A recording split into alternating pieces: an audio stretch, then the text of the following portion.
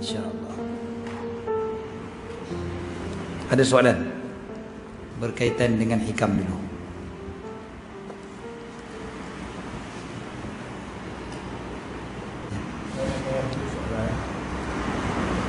Bagaimana ada orang dia jaga ibadat, jaga hubungan dengan Allah tu, tapi hubungan sesama manusia tu dia tak jaga.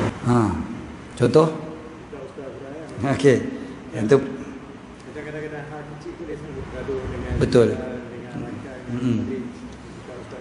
Kadang-kadang kan kita ni solat jaga, baca Quran jaga, puasa sunat jaga, tapi dengan jiran, dengan adik-beradik, dengan kawan-kawan, kelahi aja kerjanya. Tak habis-habis. Benda sekecil-kecil pun boleh jadi sebab perkelahian. Benda sekecil-kecil pun boleh terasa, boleh sentap, lepas tu nak berkelahi, nak bergaduh, nak sebagainya. Tengok hadis Nabi SAW. Saya biasa baca hadis ni pun. Bila Nabi sampai di Madinah, benda pertama sekali yang Sayyidina Abdullah bin Salam dengar daripada baginda adalah ayyuhan nas afshus salam wa at'imut ta'am wasilul arham wasallu bil lail wan nasu niyam tadkhulul jannata bis salam. Apa dia? Wahai manusia, sebarkan salam, berilah makan, sambungkan silaturahim, sembahyang pada waktu malam dalam keadaan manusia tidur, kalian akan masuk syurga dalam keadaan sejahtera. Hadis ni tuan-tuan perhatikan, ada 4 benda Nabi sebut kan. 3 daripada 4 tu melibatkan hubungan sesama manusia. 3 daripada 4 hubungan manusia. 1 baru hubungan dengan Allah. Sebarkan salam, itu kan hubungan sesama manusia. Sebarkan kesejahteraan, buat baik sama-sama kita. Yang kedua, bagi makan, itu kan hubungan manusia juga. Yang ketiga, sambung silaturahim, hubungan sama manusia juga. Yang keempat baru Nabi sebut sembahyang malam. So 4 benda ni buat masuk syurga dalam keadaan sejahtera. 3 daripada 4, bayangkanlah kan, syarat nak masuk syurga. 3 daripada 4 itu melibatkan hubungan sesama manusia. Dan kan ada hadis Nabi SAW tentang orang yang muflis. Kita biasa dengar benda ni kan. Nabi tanya, atadruna mal muflis, kalian tahu tak siapa dia orang yang muflis? Nabi SAW tanya para sahabat. Sahabat jawab, al-muflisu fina man la dirhamalahu wala mata'. Orang yang muflis di kalangan kami adalah orang yang tak ada duit, tak ada harta kan? Lalu Nabi SAW beritahu, orang yang muflis yang sebenar-benar adalah orang yang datang pada hari kiamat dengan sembahyangnya, dengan puasanya, dengan macam-macam lah amal ibadat dia berlambak-lambak, tapi dia datang ke akhirat itu dalam keadaan dia dah menghina orang ni, dia dah kutuk orang ni, dia dah pukul orang ni, dia dah bunuh orang ni dan sebagainya lah, macam-macam. Dia dah buat itu ini pada orang ramai. Akhirnya apa jadi? Dia punya pahala kena transfer ke orang tu.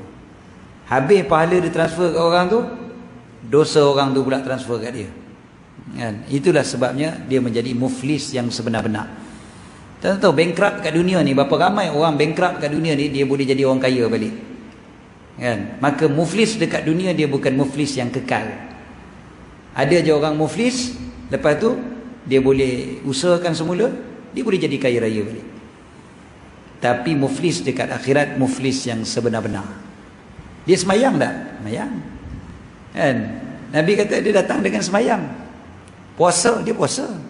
Dia baca Quran, bukan tak baca Quran, tapi dia banyak menyakitkan orang lain.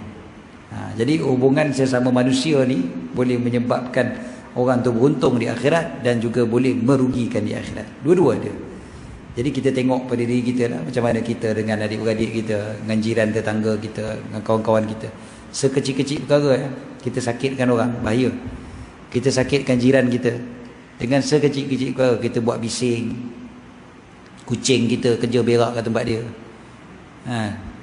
Itu pun kan dah menyakitkan hati jiran kan? Kucing ni ada orang dia macam tu. Kucing dia pandai, langsung tak mau buat bisnes dia tu dekat dalam rumah sendiri, mesti buat kat rumah sebelah. Macam rumah sebelah tu toilet dia, Jadi orang sebelah tu kerjanya bersihkan aje lah. Kalau dia redha, okey lagi. Mungkin dia fikir tak apalah, ini cara Allah nak bagi pahala kat aku, kan? Tak apa. Tapi berapa ramai yang boleh fikir macam tu? Kita mana boleh harap macam tu je. Sekecil-kecil macam tu pun akan ditanya di akhirat nanti. Kita telah menyakiti hati jiran kita. Apatah lagi yang besar-besar lagi daripada tu, kan? Jadi kena jaga-jaga semua. Saya punya kejiranan baru ni ada seorang dia letak dalam WhatsApp group, menjerit dia. Sebab apa? Dia kata anjing jiran sebelah terlepas. Anjing pula anjing yang garang tu. anjing yang garang tu. Anjing tu terlepas. Anjing tu rupanya dia korek bawah pagar. Pandai pula anjing tu. Dia korek tanah bawah pagar, dia masuk nyusup bawah pagar. Pergi rumah jiran. Jiran tengah makan elok dekat luar, tengok anjing tu macam tu. Kelang kabut dia masuk ke dalam, kan? Lari ke dalam. Menjerit dia. Anjing tu memang anjing yang jenis memang menyerang, kan? Jadi tak apalah, lepas tu daripada bermaaf-maafan lah. Tapi kalau tidak bermaaf-maafan, kan? Biar je lah, alah binatang pun anak ni pun. Tak. Kena ingat je lah, kan? Kita ni hidup berjiran, hidup berkeluarga, hidup dengan siapa-siapa pun, manusia ni semuanya ada kaitan dengan akhirat kita. Jangan ingat ni dunia je. Jangan. Jiran kita pun ada hak dia yang dia boleh tuntut di akhirat nanti. Dan hak jiran dia bukan kira orang Islam tak Islam, kan? Jiran bukan Islam pun dia ada hak, kan? Dia ada hak. Hak jiran yang bukan Islam pun ada juga. So kita kena jaga belaka. Okay, kita dah lama tak baca syaratnya solat.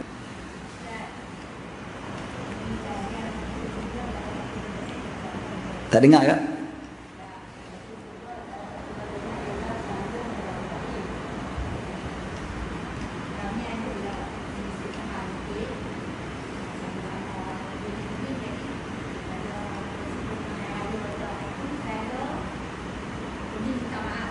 Ya. Tak nak maafkan. Ini soalan yang kerap kat masjid ni pun dah beberapa kali tanya. Sebab benda ni berlaku dalam mana-mana tempat, di mana-mana masyarakat, dekat mana-mana orang pun. Kita bersisih faham dengan orang, kita minta maaf, orang tak mau maafkan. Benda tu biasa, kan? Selalu dengar benda ni, kan? Ya. Allah Ta'ala tanya kita apa yang kita buat, kan? Allah Ta'ala tak tanya kita apa yang orang buat.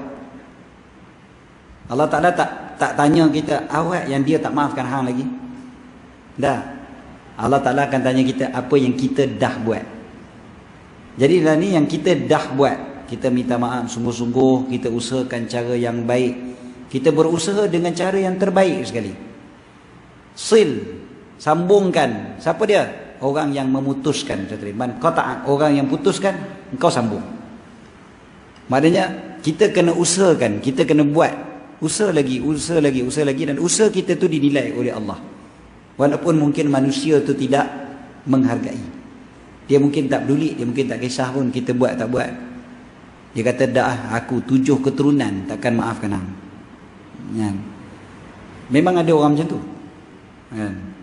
Tak apa, kita jumpa akhirat nanti dia. Dia ingat pada mahsyar tu, dia ingat macam padang kota ke apa.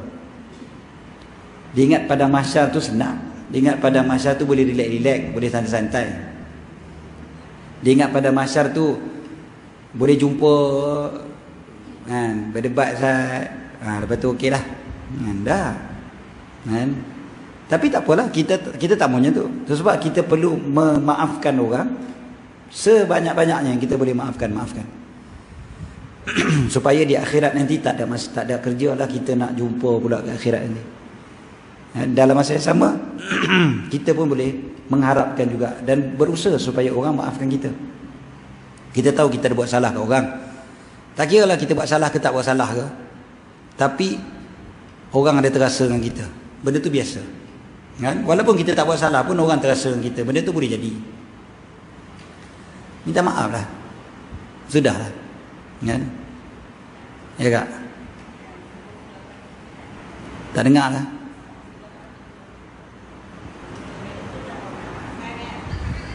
Tak dengar. Apa dia?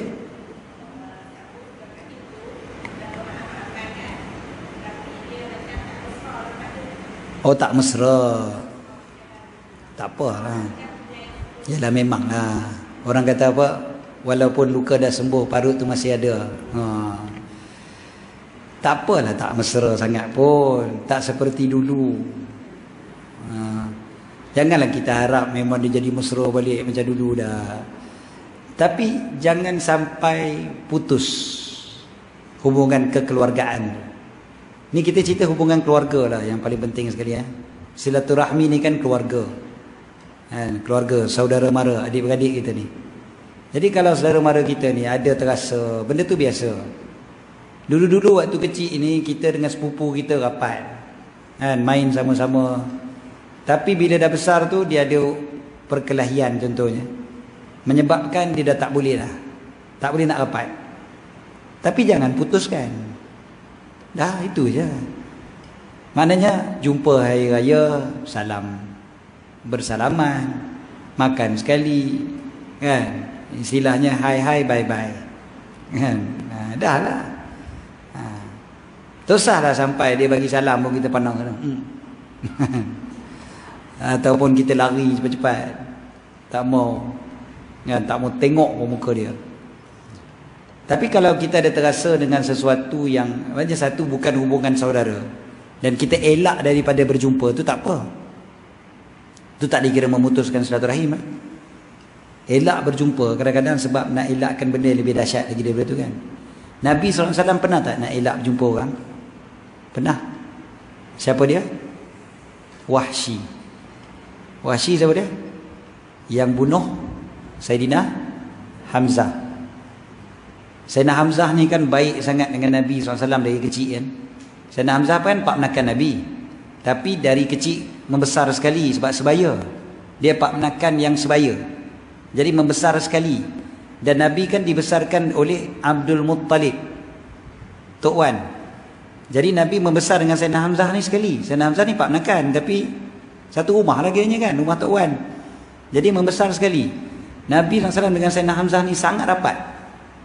Sampai salah satu sebab Saidina Hamzah masuk Islam pun sebab bila dia tengok orang hina Nabi, kan? Jadi dia terus mengaku Islam, kan? Mengisytiharkan keislaman dia. Dan bila berhijrah ke Madinah, Saidina Hamzah lah orang yang mempertahankan Nabi. Siap tidur dekat luar rumah Nabi. Dia tidur dekat pintu rumah Nabi. Sebab apa? Takut orang kafir Quraisy main nak bunuh Nabi. Saidina Hamzah punya baik dengan Nabi SAW. Jadi bila Saidina Hamzah kena bunuh, Nabi sangat-sangat sedih. Sangat sedih. Jadi walaupun selepas daripada tu Wahsy masuk Islam, Nabi SAW tak nak jumpa dengan Wahsy. Tak nak tengok muka dia. Sebab tengok muka dia teringat sedih Saidina Hamzah kena bunuh, kan? Dengan Wahsy. Walaupun dalam Islam Nabi sendiri bagi tahu Islam menghapuskan yang sebelumnya. Orang masuk Islam semua dosa dia dah terhapus. Nabi tahu benda tu, bukan tak tahu. Nabi tahu Wahsy tak dosa dah. Dia masuk Islam habis dah. Dia bunuh tu bukan, waktu tu belum Islam. Waktu dia bunuh dia belum Islam. Bila dia masuk Islam, dosa dia semua habis dah, kan? Bukan Nabi tak tahu benda tu, tapi Nabi elak bertemu dengan Wahsy dengan sebab ni kesedihan, kan? Kesedihan tengok muka Wahsy teringat Saidina Hamzah. Jadi boleh tak kita elak daripada bertemu orang? Boleh, tak ada masalah. Tapi jangan kita buat jahat. Nabi ada buat buruk kepada Wahsy? Tak ada. Nabi tak ada buat benda salah langsung pada Wahsy. Tak ada langsung menzalimi Wahsy langsung, tak ada. Sebab tahu dah Wahsy tak bersalah, dia tak berdosa. Tapi elak, kan? Kita boleh elak, tapi jangan zalimi orang. Ada orang dia elak tapi lepas tu dia zalim pula. Dia kata buruk, dia ngumpat, dia buat cerita pasal orang tu, kan? Itu bersalah. Jadi itu bukan bermaaf-maafan lagi. Bermaaf-maafan sungguh-sungguh dah cukup lah, kan? Kita dah cukup lah, kan? Dah lah, kan? Yang dah selesai. Ya. Cantik. Balik pada solat. Yang pertama, kita sedang membaca ayat yang lelak. Dia sedang apa yang dibuat. Macam mana dia? Sedang tahiyat akhir. Terlelap. Oh, okey.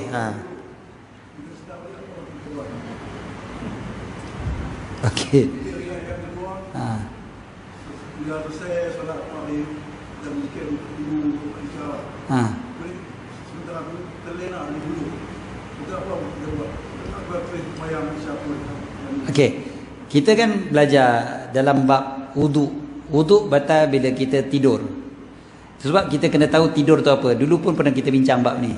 Apa beza antara an-naum yang dipanggil sebagai tidur dan juga apa tu mamai, mamun tu. Kan? Jadi macam dia tak boleh nak buka mata. Kan? Ada beza antara dua tu kan? Kita kata yang kalau sekadar tak boleh buka mata tapi masih lagi boleh baca contohnya, ataupun masih boleh dengar lagi imam punya bacaan, itu belum lagi membatalkan wuduk kan. Yang membatalkan wuduk apabila memang dah habis dah.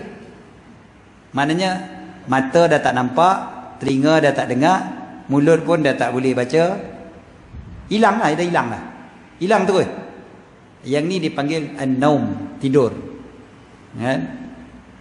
Jadi yang ini yang membatalkan wuduk. Dan wuduk akan batal juga apabila kita duduk dalam keadaan duduk tak tetap papan punggung. Kita duduk tahiyat akhir, kita punya punggung terangkat kan? Kita punya punggung terangkat. Jadi kan sebelah kan, kita macam tu kan, sengit sikit kan. Jadi bila kita sengit sikit tu mungkin terbuka. Kalau tak sengit tak terbuka lagi lah. Okay. Jadi kalau kita tidur membatalkan wuduk, maka apa perlu kita buat? Tadi sebut soalannya, apa perlu kita buat?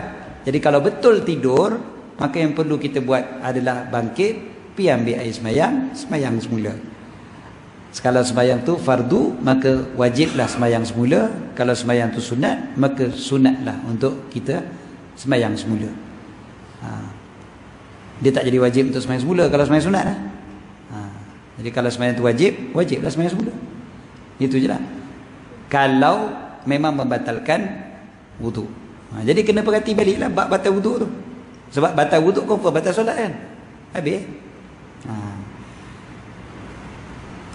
Okey. Soalan kedua tadi apa dia? Lepas solat ba'diyah. Oh, tengah berzikir. Terlelap.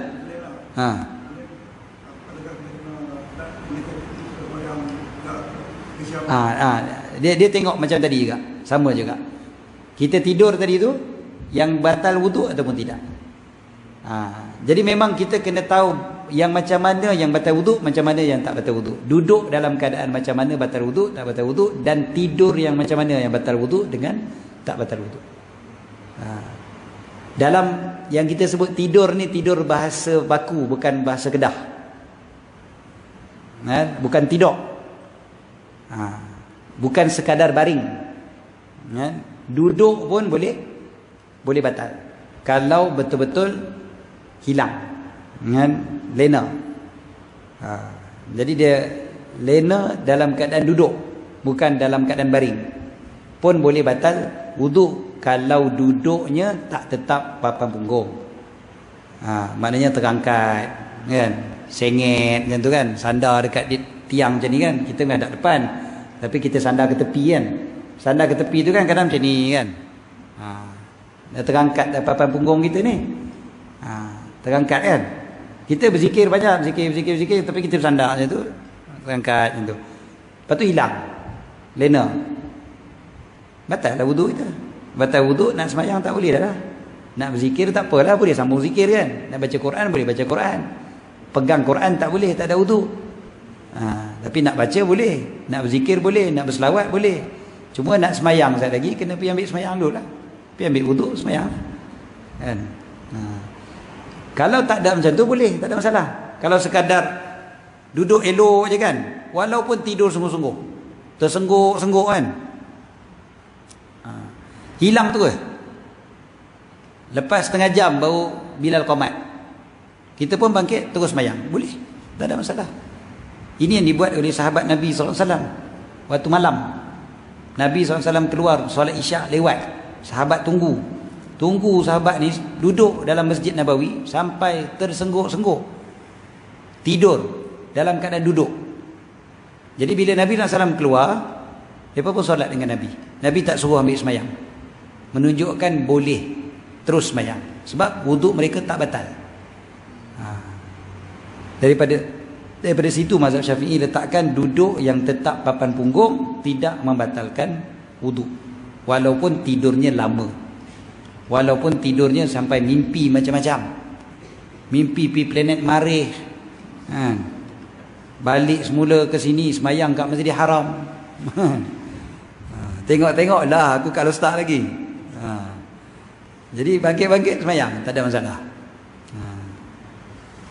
Dia kadang-kadang dia boleh mimpi semayang kat Masjidil Haram tu, sebab memang dah bersedia nak semayang kan. Jadi dia terlelap tu pun mimpi semayang dah. Okey. Wallahu a'lam. Dah pukul 11.26, 11.24. Jadi cukup setakat tu insya-Allah untuk pagi ni. Kita doakanlah mudah-mudahan Allah SWT kurniakan kita taufik yang kita sebut tadi dan terima semua amalan-amalan kita. Tadi Cikgu Sukarno sebut tentang Zulhijjah yang dah dekat tiba. Tanda dalam kalender masing-masing 1 Zulhijjah tu jatuh bila, dan nanti akan diumumkan pun oleh pemegang Moho Diraja, akan diumumkan bila masuk 1 Zulhijjah. Tengok anak bulan kan. Jadi masuk saja malam 1 Zulhijjah, bermulalah 10 malam yang paling dicintai oleh Allah, amalan-amalan yang kita lakukan padanya. Allah Ta'ala paling cinta amalan dilakukan pada 10 hari pertama bulan Zulhijjah. Jadi manfaatkan betul-betul 10 hari pertama bulan Zulhijjah ni. Dia bukan raya haji je yang kita fikir tu, raya korban tu. 1 Zulhijjah tu lagi, 1 sampai 10 tu adalah pesta ibadah untuk kita semua. Manfaatkan sebaik-baiknya. Ada zikir-zikir yang diajar oleh para ulama, cari dalam kitab Cikgu Sukarno pun ada kan? Ada. Oh ada yang tu. Ada yang begitu terus. Yang la ilaha illallah ada.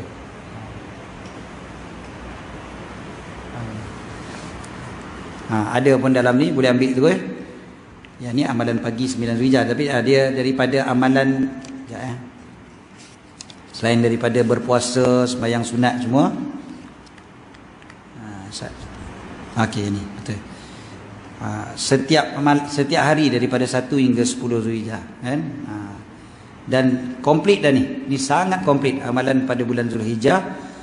Dapatkan daripada Cikgu Sukarno cepat, dan ataupun daripada mereka-mereka yang tolong jualkan lah. Kan, lengkap sangat-sangat dah dalam ni, daripada 1 Zulhijjah sampai raya, sampai 10 Zulhijjah kan. Pagi raya tu sendiri nak buat apa dan sebagainya semua ada. Dan begitu jugalah untuk mereka yang menunaikan haji pun, Arafah tu sendiri pun ada doa. Dan bagi mereka yang tidak pergi menunaikan haji pun, kita doa juga pada hari Arafah kan, sebab doa pada hari Arafah antara doa yang paling utama.